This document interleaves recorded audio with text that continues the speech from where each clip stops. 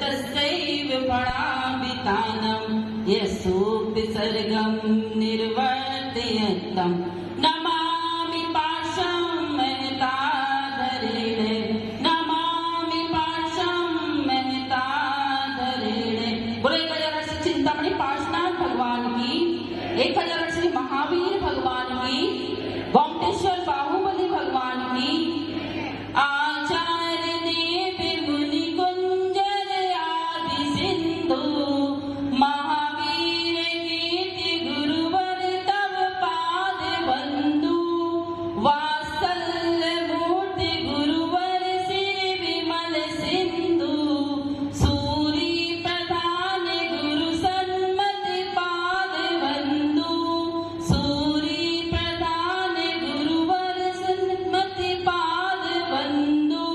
बोलो परम पूज्य चक्र श्री आदि सागर जी महाराज की, परम पूज्य चक्र श्री महावीर कीर्ति जी महाराज की, परम पूज्य चक्र श्री विमल सागर जी महाराज की, परम पूज्य चक्र श्री सन्मति सागर जी महाराज की।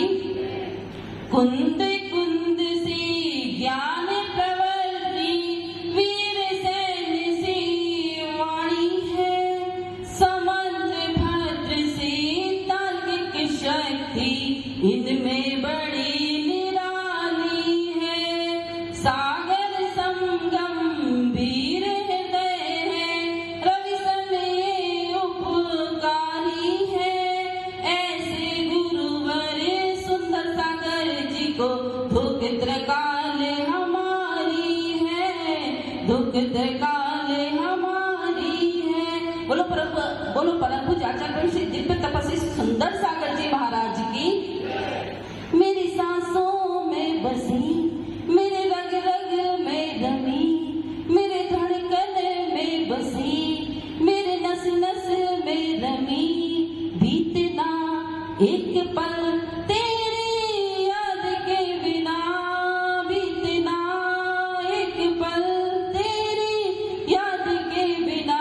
ओ गुरु मारे ओ गुरु मारे।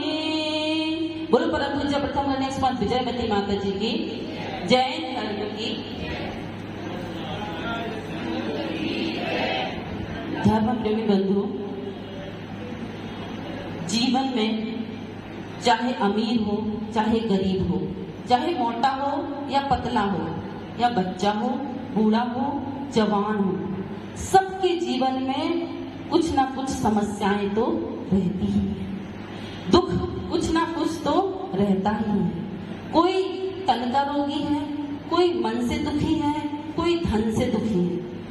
हर व्यक्ति के जीवन में दुख जरूर है, लेकिन कहते हैं कि दुख आता है तो हम उसको आने नहीं देते जीवन में, और सुख आता है तो हम पलक पावड़े बिछाए रहते हैं। लेकिन अगर दुख आया है तो वो सुख देकर जाएगा, और सुख आया है तो दुख देकर जाएगा। लेकिन जैसे आप किसी रास्ते से जा रहे हैं और बहुत बड़ा पर्वत मिला और आपको उसको पार करना है, तो आप फावड़ा लेकर उसको समतल करने लगोगे क्या? नहीं ना, ये तो मूर्खता कहलाएगी, ये तो आपकी बुद्धिमत्ता नहीं कहलाएगी। आप तो उस पर चढ़ के उससे पार हो जाओगे। इसी प्रकार अगर रास्ते में बहुत बड़ा समुद्र मिला और उसको पार करना है तो खाली करने के लिए बैठ जाओगे क्या? नहीं ना, नाव पे या जहाज पर बैठकर उस पे पार हो जाओगे। लेकिन अगर हमारे जीवन में दुख आता है, कोई समस्या आती है, तो हम बेमतलब में उसमें उलझ जाते हैं। कौन क्या कर रहा, क्यों कर रहा, किस लिए कर रहा, इन सब चीजों से हम जितना दूर रहेंगे उतना हमारे जीवन में सुख और शांति आएगी। कहते कि हम जितनी अपेक्षाएं रखते हैं और वो अपेक्षाएं हमारी पूर्ति नहीं होती, उपेक्षा हो जाती है, तो हमारे जीवन में दुख आ जाता है। लेकिन हमें सुनना सबकी है, लेकिन करना अपने मन की है। जिसमें अपना हित हो, पर का हित हो, वही काम हमें करना है। लेकिन हम सुख के साथ दुख का स्वागत नहीं करते। जैसे चाचा जी बॉम्बे में रहते हैं और वह गांव आए, तो अब एक नमकीन और एक मीठे से काम चल जाएगा। और चाचा जी 100 रुपए दे के भी जाएंगे। तो चाचा जी एक उदाहरण समझा रहे हैं कि चाचा जी यानी दुख सुख। और अगर दामाद जी घर आ गए तो अब फिर एक सब्जी एक दाल से काम नहीं चलेगा। अब तो 4 तरह की सब्जियां चाहिए और अच्छा मीठा पकवान चाहिए, 4-5 प्रकार के नमकीन चाहिए, सब कुछ चाहिए। तो दामाद जी आए तो मतलब दुख आया। उदाहरण समझा रहे हैं। आपके बागड़ में तो ये प्रथा है कि पड़ोस में ही दामाद जी हैं, पड़ोस में ही चाचा जी हैं। यहाँ तो बाहर कहीं अपनी बेटियों को जाने ही नहीं देते, यही आपस में ही शादी विवाह संबंध हो जाते हैं। इसलिए यहाँ राग का जाल ज्यादा फैला हुआ है, इसलिए आप लोगों का चौथा गुणस्थान नहीं हो पा रहा है। एक पहले ही गुणस्थान में आप सब लोग बैठे हुए हो। कहते हैं ना कि एक बार किसी ने कहा, एक लड़की आई तो मैंने पूछा उससे कि आपकी उम्र क्या है, तो उसने कहा 20 वर्ष। अच्छा, फिर अगली साल वो फिर आई तो हमने पूछा कि तुम्हारी उम्र क्या है, तो उसने कहा 20 साल की हूँ। तो मैंने कहा कि तुम पिछले साल भी कह रही थी 20 साल की हो, इस साल भी कह रही हो 20 साल की हो। तो उसने कहा माता जी, जो मैं एक बार कह देती हूँ ना, उससे मैं पीछे नहीं हटती हूँ। तो ऐसे ही आप लोगों के हाल है कि आप लोग जो कह देते हो ना, उससे आप लोग पीछे नहीं हट रहे हो। मतलब हमारा पहला गुणस्थान है तो है, लेकिन समय किसी के लिए नहीं रुकता। समय तो निरंतर बढ़ता जा रहा है। आप अपना चौथा स्थान करें या ना करें, लेकिन ये समय तो निकलता जा रहा है। तो ऐसे ही हमने दामाद जी आए तो भी उनका स्वागत किया और चाचा जी आए तो भी स्वागत किया। लेकिन अगर इसी प्रकार हमारे जीवन में सुख आता है तो हम उसका स्वागत भी करते हैं, और दुख आता है तो हम उसका स्वागत करना नहीं चाहते हैं, हम अपने दरवाजे बंद कर लेते हैं। लेकिन दुख एक बहुत ढीठ मेहमान है, वो तो आपके जीवन में आएगा ही।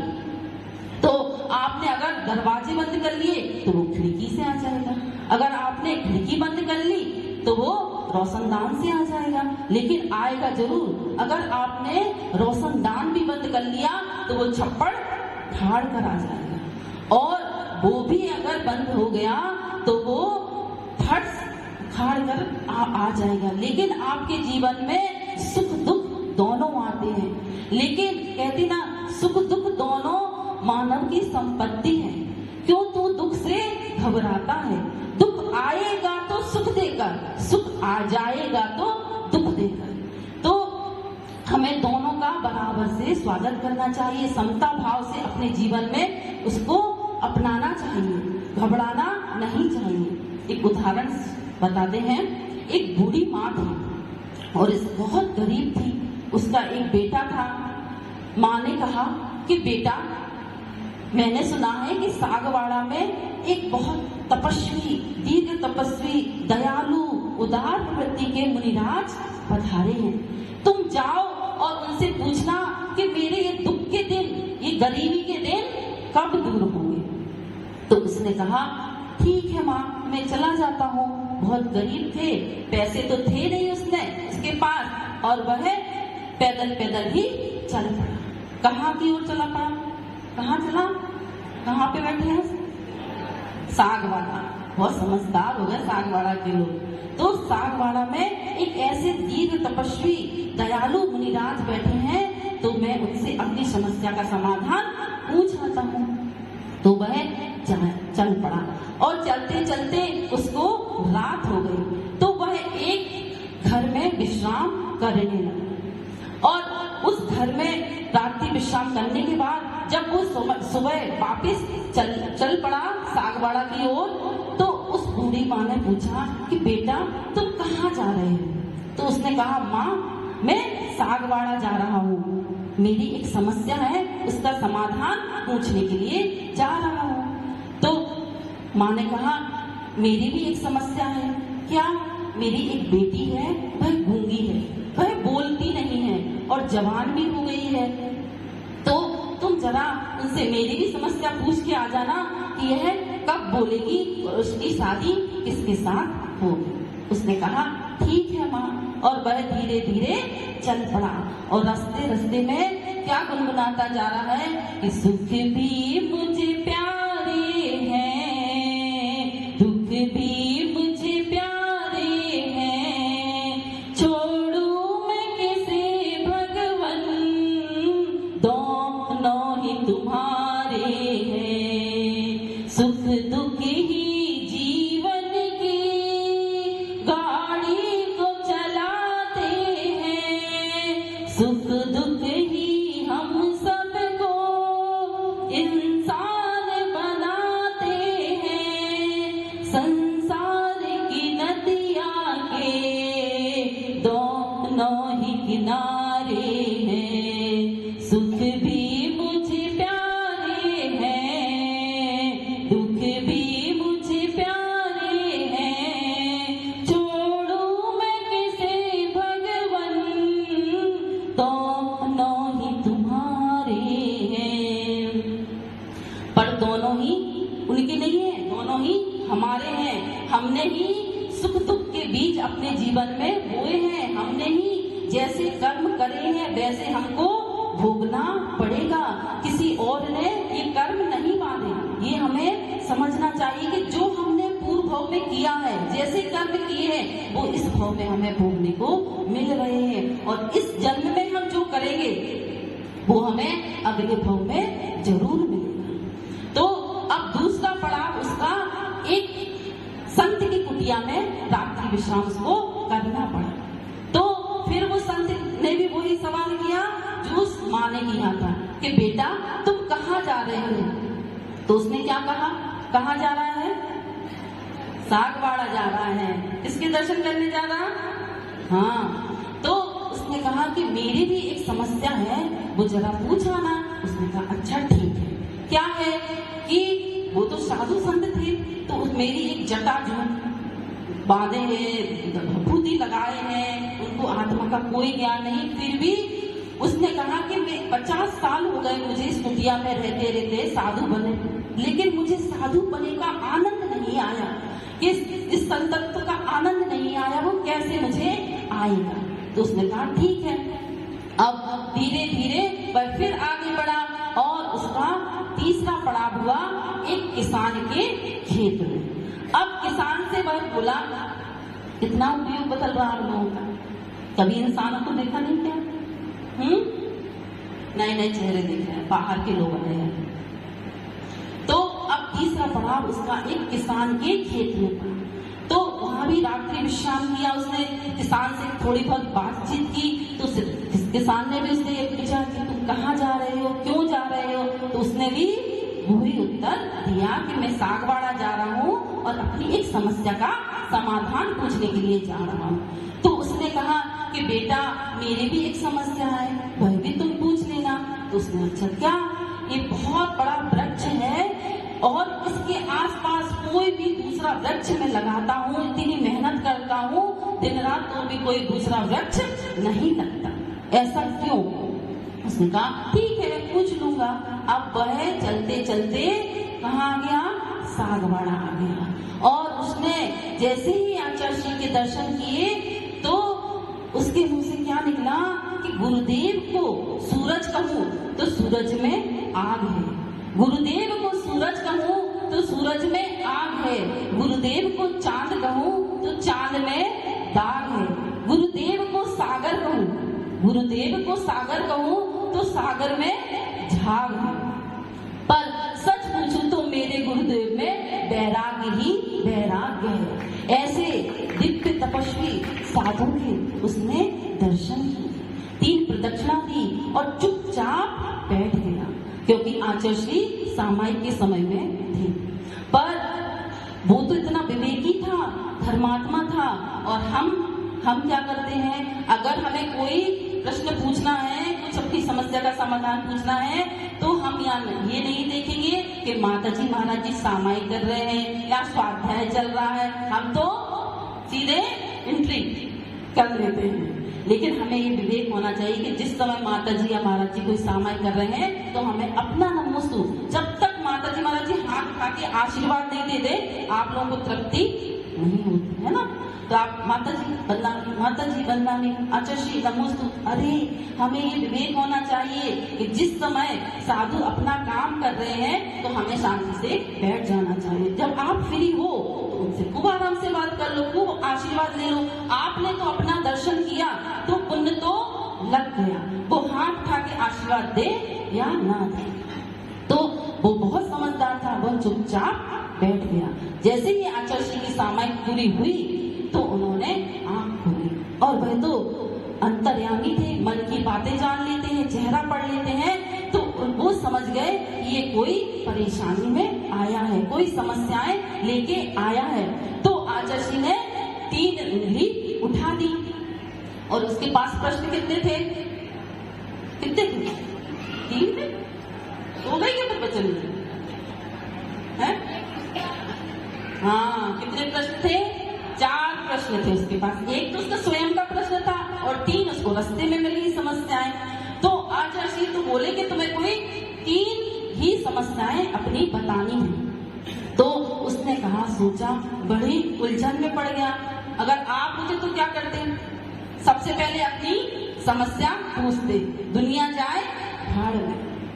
लेकिन वह धर्मात्मा था, सम्यक दृष्टि था, तो उसने अपनी समस्या को अपनी समस्या नहीं समझी और उसने सोचा कि चलो माँ जी का प्रश्न पूछ लेते हैं। वह बहुत दुखी है और किसान भी बहुत मेहनत करता है, उसका प्रश्न पूछ लेते हैं। और वह साधु का भी प्रश्न पूछ लेता हूँ, मैं अपने ही प्रश्न नहीं पूछता। ठीक है, आचर्षि ने उनका समाधान बता दिया और अब वह धीरे धीरे वापिस अपने गांव जाने लगा, अपनी माँ के पास। तो जैसे ही वह जब लौटा तो सबसे पहले उसको कौन मिला? कौन मिला? तेज बोलो, सुनाई नहीं दे रहा। अभी लाइट चली जाए, फिर बातें करने को देखो कितनी तेज तेज। कौन मिला? किसान मिला। तो किसान ने उससे क्या पूछा था कि एक पेड़ लगा है बहुत बड़ा, उसके पास में कोई दूसरा पेड़ नहीं लग रहा है, ऐसा क्यों? तो उसने कहा कि आचर्षि ने इसका समाधान बताया है, इस पेड़ के आसपास में सोने के कलश दबे हुए हैं, तो इसके कारण दूसरा कोई पेड़ यहाँ पर नहीं लग रहा है। क्योंकि कहते हैं कि 4 संज्ञा होती है, आहार संज्ञा, भय संज्ञा, मैथुन संज्ञा और परिग्रह संज्ञा। तो एक इंद्रिय से लेकर संगी पंचेंद्रिय तक जितने भी जीव हैं सबके पास 4 संज्ञाएं रहती ही हैं। तो पेड़ भी एक इंद्रिय है, उसको भी भय संज्ञा होती है। जैसे छुई हुई का पेड़ होता, देखा कभी आप लोगों ने? हम लोग कर्नाटक साइड गए थे तो वहाँ पे रास्ते में, जैसे यहाँ पे घास उग जाती ना, वहाँ रास्ते में छुई हुई के पेड़ बहुत मिलते, तो उसको टच करो तो वो बंद हो जाता, छोड़ लेता। तो कभी हम लोग छोटे थे ना तो उसको ऐसे कर देते, तो माता जी कहती नहीं, उसको डराना नहीं, इससे भय, प्रकृति का बंध हमको भी होता है। तो उसको भय संज्ञा भी है और परिग्रह संज्ञा भी है। जहाँ भी सोना गड़ा होगा, सोना जमीन के अंदर होगा, वहाँ पेड़ की जड़ें उसी ओर बढ़ती हैं। आहार संज्ञा, भय संज्ञा, आहार संज्ञा तो है ही कि पेड़ पौधे के पास पानी डालो तो वो खिल जाते हैं, पुष्पित हो जाते हैं। तो ऐसे ही तो उसने कहा अच्छा, उसमें सचमुच उसने खुदाई की और सोने के कलश निकले।